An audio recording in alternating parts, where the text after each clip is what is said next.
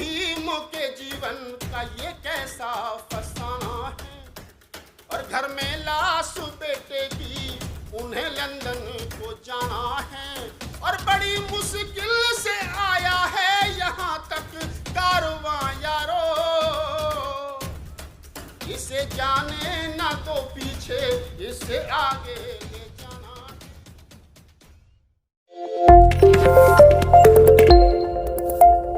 की अपनी सीमा है, यह आप लोगों की इच्छा थी कि मैं आऊं तो मैं आया हूं। मंजीत भाई कह रहे थे कि भाई साहब संख्या लोगों की कम है, तो मैंने कहा देश में शेरों की संख्या कम है, ये जितने लोग यहाँ बैठे हैं शेरों की भूमिका में हैं, आप इनको बस इतना समझ लीजिए। आज मैं ये बढ़िया सदड़ी और बढ़िया कुर्ता और नीचे ये रेमंड्स की पैंट पहन करके खड़ा हूँ, देश का सबसे महंगा दलित कवि हूँ, और मैं पहला ऐसा कवि हूँ जिसने बाबा साहब पर कविताएं भी लिखी और सरकार को इनकम टैक्स भी दिया। तो मैं कहता हूँ और बड़े सम्मान के साथ अपने बारे में कहता हूँ कि कहीं अधिकार की बातें, ठक से पंक्ति कहीं दिल के किसी कोने में लगे तो बताना कि आप लोग कविता भी समझते हो और बाबा साहब डॉक्टर अम्बेडकर के आंदोलन को भी समझते हो। मैंने जिंदगी में कुछ नहीं लिखा, बाबा साहब पर 200 से ज्यादा कविताएं लिखी, मेरा काव्य संग्रह है बाजार में, आप अमेज़न पर जाएंगे 1 लाख से ज्यादा कॉपी बिकी है उसकी तमन्नाओं में तमन्ना करके।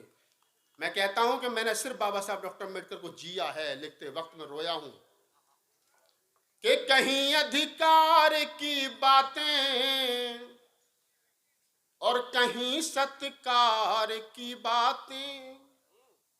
लोग कहते हैं कि ये अम्बेडकरवादी, सोचिए विचार करिए, दादा बैठे, पूर्व सांसद संचालक साहब बैठे हैं, बाबा साहब डॉक्टर अम्बेडकर ने इसी दिन का सपना देखा था कि आज इस मंच की सबसे बड़ी खूबसूरती ये है कि हमारी अध्यक्षता जो कर रहे हैं वो भी सवर्ण समाज से आते हैं, जो संचालन कर रहे हैं ये भी सवर्ण समाज से आ रहे हैं, और राहुल नागपाल खड़े होकर के कविता पढ़ रहा है, यही इस मंच की खूबसूरती है। इसी समानता की बात डॉक्टर अम्बेडकर ने कही थी। ये कौन से लोग हैं जो इंसानों को जातियों में बांधने का काम करते हैं? अरे जातियां जानवर में होती हैं, इंसानों में नहीं होती। आप पहचान के बता दोगे ये गाय है, ये बैल है, ये कुत्ता है, ये बकरी है, इंसानों को पहचान के नहीं बता सकते। हम लोग बैठे, हम इंसान हैं, हमारी जाति एक है, इंसान। और इसी की बात डॉक्टर अम्बेडकर ने कही थी। बाबा साहब डॉक्टर अम्बेडकर ने कहा का सपना है कास्टलेस सोसाइटी बनाने की बात बाबा साहब ने कही थी। एनिहिलेशन ऑफ कास्ट, आपने वो किताब पढ़ी होगी।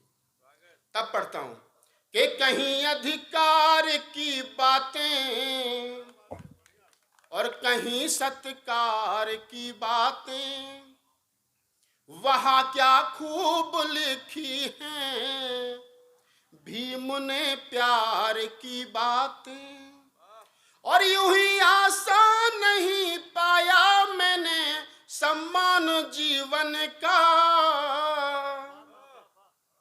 कहीं संघर्ष के वो दिन और कहीं संघर्ष की रातें, कहीं संघर्ष के वो दिन कहीं संघर्ष की रातें।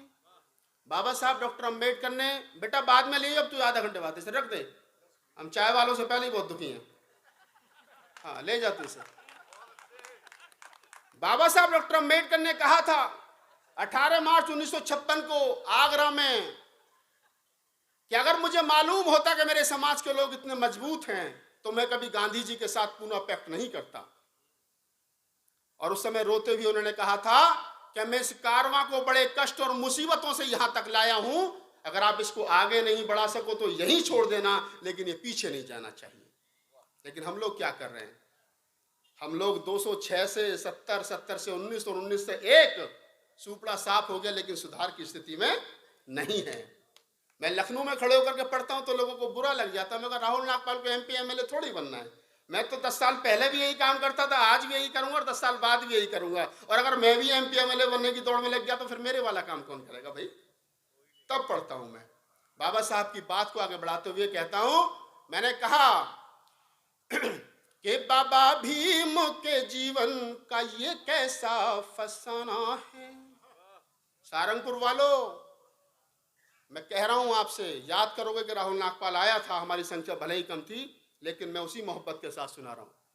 बाबा साहब डॉक्टर अम्बेडकर के पुत्र राजरत्न अम्बेडकर की मौत हुई और बाबा साहब डॉक्टर अम्बेडकर को प्रथम गोलमेज कॉन्फ्रेंस के लिए जाना था, तो उनके बड़े भाई आनंद भाग करके आए और उन्होंने कहा कि भीमा तू कहाँ जा रहा, तेरे बेटे की मौत हो गई। तो बाबा साहब ने एक लाइन में कहा था कि इस बेटे का दाह संस्कार तुम कर देना, अगर मैं लंदन नहीं पहुंचा तो गांधी एंड कंपनी इस देश के 16 करोड़ अछूतों का दाह संस्कार कर देगी, मैं एक बेटे के लिए इतने बेटों को नहीं मार सकता। ऐसे थे बाबा साहब। तब कहता हूं कि बाबा भीम के जीवन का ये कैसा फसाना है, और घर में लाश बेटे की। ये आपके सम्मान में है, आप ये आपके सम्मान में है कि आप यहाँ चल कर के आए। जी जी बीए हूँ सर। और बहुत बड़े, एक बार जोरदार तालियां। देखिए ये बाबा साहब के बच्चों की पहचान होती है कि उनके हाथ किसी कारणवश नहीं है, लेकिन दिल जो है उनके हाथों से बड़ा है। मैं नमन करता हूँ ऐसे साथियों को कि ये हैं तो हम जिंदा हैं। कि बाबा भीम के जीवन का ये कैसा फसाना है, और घर में लाश बेटे की, उन्हें लंदन को जाना है। और वही बात कह रहा हूं जो बाबा साहब ने कही थी।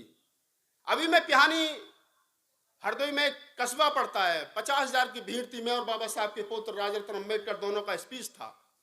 मैंने वहां एक बात बोल दी कि जो धर्म ग्रंथ इंसान इंसान में भेद करते हो और इंसान को जानवरों से बदतर समझते हो, ऐसे धर्म ग्रंथों को बम से उड़ा देना चाहिए। अगले दिन कुछ लोग जो इंसान से प्यार नहीं करते, इंसान से ज्यादा जानवरों से प्यार करते हैं, वो इतनी सी क्लिप लेकर के थाने में पहुंच गए और कहने लगे राहुल नागपाल ने कहा है कि उसके ऊपर FIR करो, वो कहेगा धर्म ग्रंथों को बम से उड़ा देना चाहिए। SHO का मेरे पास फोन आया। मैंने कहा ये बात मैंने नहीं कही, ये बात मेरा पुरखा, मेरा बाप डॉक्टर अम्बेडकर कह करके गया है। जब मनुस्मृति जलाई थी, जब बाबा साहब डॉक्टर अम्बेडकर ने कहा था कि जो धर्म ग्रंथ इंसान को इंसान में भेद करते उन्हें बम से उड़ा देना चाहिए, और अगर आपको FIR करनी तो डॉक्टर अम्बेडकर पे करो, मुझ पे करके क्या करोगे। मैं पूरे देश में जाता हूं साहब, मैं लोगों से कहता हूं मैं कोई नया काम नहीं करता। जो बुद्ध, कबीर, नानक, रैदास, फूले, साहू जी महाराज, बाबा साहब डॉक्टर अम्बेडकर, मानवर साहब काशीराम, ये जो 2500 साल की बहुजन समाज के महापुरुषों की, हमारे पुरखों की जो एकाकी है, वो जो कह करके चले गए, मैं बस वो बात आगे करता हूं। किसी की औकात नहीं मेरे ऊपर खड़े होकर के टमाटर मार दे, नहीं है किसी की औकात, क्योंकि डरते हैं लोग विचार के लोगों से, अम्बेडकरवादी लोगों से। पढ़ता हूं कि बाबा भीम के जीवन का ये कैसा फसाना है, और घर में लाश बेटे की, उन्हें लंदन को जाना है, और बड़ी मुश्किल से आया है यहां तक कारवां यारो, इसे जाने ना दो पीछे, इसे आगे ले जाना है। तालियां उतनी नहीं आ रही जितनी आनी चाहिए। देखो उन्होंने अपना वाहन भेज दिया, ठीक है, एक बार खुल के ताली बजाओ तो मैं थोड़ा सा और मुखर होके बोलूं कि बाबा भीम के जीवन का ये कैसा फसाना है, और घर में लाश बेटे की, उन्हें लंदन को जाना है, और बड़ी मुश्किल से आया है यहां तक कारवां यारो, इसे जाने ना दो पीछे, इसे आगे ले जाना है। मैं एक बार इसी मध्य प्रदेश की धरती से एक कवि सम्मेलन से वापस जा रहे थे। मैं हिंदी कवि सम्मेलन करता था, 2012 के बाद मैंने नहीं किया, मेरा बिगाड़ खाता हो गया सैफई महोत्सव में। जब मायावती को सूपन खा कहा गया तो मैंने विरोध किया खड़े होकर, उसके बाद मैंने हिंदी कवि सम्मेलन बंद किए। तो मैं कहता हूं कि मैं एक बार जा रहा था, हमारे कवि मित्र हैं, वो राजनीति में गए, हमारी तरह हम भी गए थे। उनको 2 लाख पड़ी, हमें 4 पड़ी, बस फर्क इतना ही तो है। उन्होंने हमसे कहा कि राहुल नागपाल, बाबा साहब डॉक्टर अम्बेडकर के नाम से इस देश के अंदर सबसे ज्यादा स्टेचू हैं, रोड हैं, यूनिवर्सिटी हैं, और क्या तमन्ना है अम्बेडकरवादियों की, क्या चाहते हो। तो मैंने 4 पंक्तियां कहने की कोशिश की। सारंगपुर वालों, आपकी हिम्मत देखता हूं, देश भर में सुनाई। 7, 16, 17 भाषाओं में उनको ट्रांसलेट करके गाया गया। जिन 4 पंक्तियों ने राहुल नागपाल को राहुल नागपाल बनाया, वो निवेदित करता हूं, सुनिए। ये तमन्नाओं में तमन्ना अभी एक और बाकी है, कि तमन्नाओं में तमन्ना अभी एक और बाकी है, ये फोटो भीम की नोटों पे अभी आनी।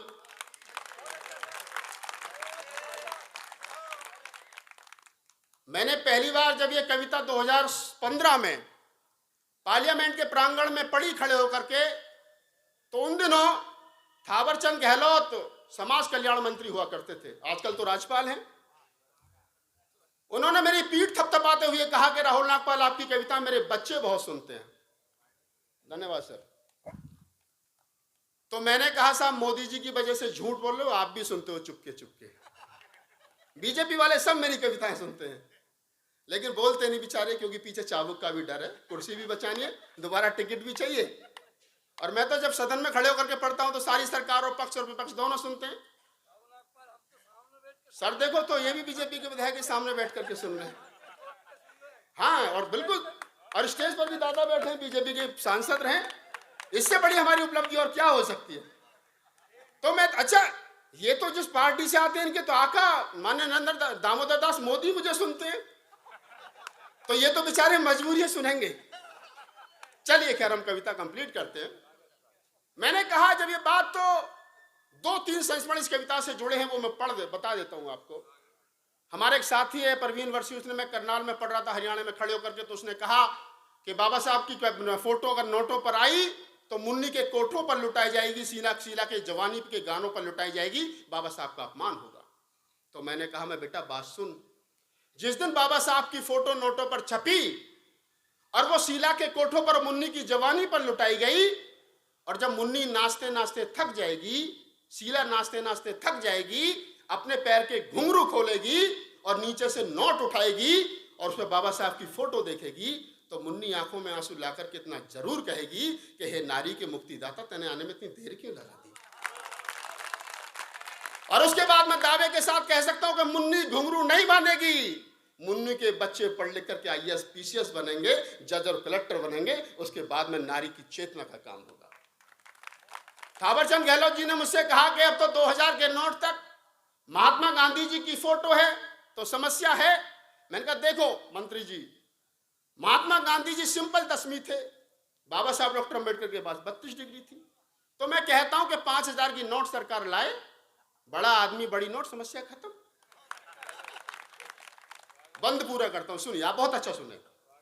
कि तमन्नाओं में तमन्ना अभी एक और बाकी है, ये फोटो भीम की नोटों पे अभी आनी बाकी है, और दिवाली के दियों से फिर यहाँ पूजते रहे बाबा, दीवानों भीम को देनी यही सौगात बाकी है, दीवानों भीम को देनी यही सौगात बाकी है, तमन्नाओं में तमन्ना अभी एक और बाकी है। और इसी तेवर में 4 पंक्तियां पढ़ता हूं, आपको निवेदित करता हूं, सुनिए। अभी भाई मंजीत अवतार ने कहा कि पीछे झाड़ू हुआ करती थी और गले में हांडी हुआ करती थी। दौर था, समय बदलता रहता है, कोई दिक्कत नहीं है। आज मैं यहाँ 3000 की रेमंड की पेन करके खड़ा हूँ, इसको भी कोट किया जाए। आज मैं जैकेट पहन करके खड़ा हूँ, आज मेरे पास 40 लाख की फॉर्च्यूनर, और मेरे पीछे जो 2000 के फटे स्कूटर पर घूमता है, चलता है, और जब मेरी मोटरसाइकिल पर, मेरी गाड़ी पर, मेरे 1 करोड़ की गाड़ी पर लिखा होता है गर्व से कहो जय भीम, तो उसको पता चलता है कि उसकी संतान जा रही है, जिसके गले में कभी हमने झाड़ू बांटी थी, और आज डॉक्टर अम्बेडकर की वजह से इसके पास 50 लाख की गाड़ी है। तो वो बाबा साहब को भी कहता है, डॉक्टर अम्बेडकर क्या काम कर गया तू, कि आज जो वहां थे इनको कहाँ पहुंचा गया। तो ये बाबा साहब के हम ऋणी हैं, उनके जन्मदिवस की पूर्व संध्या पर हम खड़े होकर के बात कर रहे हैं। तब कहता हूं, वोट की बात करता हूं कि बाबा भीम की कलम से ये कमाल हो गया। क्या कमाल हुआ बाबा साहब की कलम से। हमारी 2 बेटियां बैठी हैं मंच पर, लड़की, नारी, महिला, किसी जाति, किसी समाज की हो, पढ़ने का अधिकार नहीं था। और मैं तो कहता हूं कि इस देश की महिला किसी भी जाति, किसी भी धर्म, किसी भी समुदाय से आती हो, अगर वो सुबह को उठें तो अपने मंदिर के बराबर में एक फोटो डॉक्टर अम्बेडकर की जरूर लगाएं और एक फूल वहां जरूर चढ़ाएं, क्योंकि उसकी वजह से आप यहां बैठी हो आज। और ये मैं नहीं कहता, ये देश की प्रथम महिला प्रधानमंत्री इंदिरा गांधी की कोटेशन है। उन्होंने कहा कि मैं मानती हूं मेरे माँ बाप ने मुझको पढ़ाया लिखाया, लेकिन अगर इस देश के सबसे बड़े कुर्सी पर, मुख्य प्रधानमंत्री की कुर्सी पर मैं बैठ पाई तो ये डॉक्टर अम्बेडकर की मेहरबानी है, क्योंकि संविधान ने अधिकार दिया। क्योंकि बता दीजिए, जितने लोग यहाँ बैठे हैं, किसी मंदिर की पुजारी आपने महिला देखी है? नहीं। किसी गुरुद्वारे की पुजारी आपने महिला देखी है? नहीं। किसी चर्च की पुजारी आपने महिला देखी है? नहीं। क्यों? क्योंकि धर्म महिलाओं को वहां तक पहुंचने का अधिकार नहीं देखा, लेकिन आपने इस देश की राष्ट्रपति महिला देखी है, प्रधानमंत्री महिला देखी, ये संविधान आपको अधिकार देता है। तब पढ़ता हूं कि बाबा भीम की कलम से ये कमाल हो गया, और यहां राजा था जो कल तक वही कंगाल हो गया। भाई मंजीत ने आवाज उठाई थी कि रानी की कोख से राजा पैदा नहीं होंगे, मतपेटियों से राजा पैदा होंगे। तो जिन लोगों के नाम के आगे कुंवर लिखा होता था, कुंवर तो खत्म हो गया, अब तो नाम नाम रह गया। हम कहते बेटा इधर भी गधे पैदा होते हो और उधर भी गधा ही पैदा होते हैं, कहीं राजकुमार और राजा पैदा नहीं होते। तब पढ़ता हूं, बड़े लोगों की उपस्थिति पढ़ता हूं कि बाबा भीम की कलम से ये कमाल हो गया, और यहाँ राजा था जो कल तक वही कंगाल हो गया। और सुनिए जरा, मजे की बात एक मुझे याद आ गई, आपके साथ साझा कर लेता हूं। सोचिए, जिन लोगों की परछाई में से लोगों को बदबू आती थी, मंजीत ने कहा कि गले में हांडी पीछे झाड़ू लटकी होती थी, आज कोई चौधरी आता है आपके पैर छूने के लिए, चाचा वोट मुझे देना, आता है ना। विधायक का चुनाव होता है तो आता है, एमपी का चुनाव होता तो आता है, सभासद का चुनाव होता तो आता है, कोई बीच में मर जाए फिर भी कोई ना कोई आता है, उपचुनाव में भी तो आता है ना। ये बाबा साहब डॉक्टर अम्बेडकर की मेहरबानी है साहब। बाबा साहब को पता था इनको कभी सम्मान नहीं मिला, लेकिन मैं ऐसा इंतजाम करके जाऊंगा कि इनको 5 साल में कम से कम 5 बार इनके पैर छूने के लिए कोई चौधरी आएगा। तो लिहाजा समझ लिया करो, उत्तर प्रदेश वालों ने समझा था तो थोड़ा सा बदल गए, तुम भी समझ जाओ मध्य प्रदेश वालों। तो कम से कम इतना जरूर कर लिया करो कि एक धोती में और एक पौवे में और एक मिठाई के डिब्बे में वोट मत बेचा करो। हमारे पुरखे ने कहा था, काशीराम ने, कि वोट की इज्जत बहू बेटियों से ज्यादा किया करो। तब कहता हूं आपके लिए, बीजेपी के साथ विधायक जी सुन रहे हैं, इनके लिए भी धन्यवाद है। कहता हूं सुनिए कि बाबा भीम की कलम से ये कमाल हो गया, और यहाँ राजा था जो कल तक वही कंगाल हो गया, और नहीं जन्मेंगे अब राजा यहाँ रानी की कोख से, कि राहुल वोट का तेरी उन्हें मलाल हो गया। तालियां कमजोर रह गई आपकी। कि राहुल वोट का तेरी उन्हें मलाल हो गया।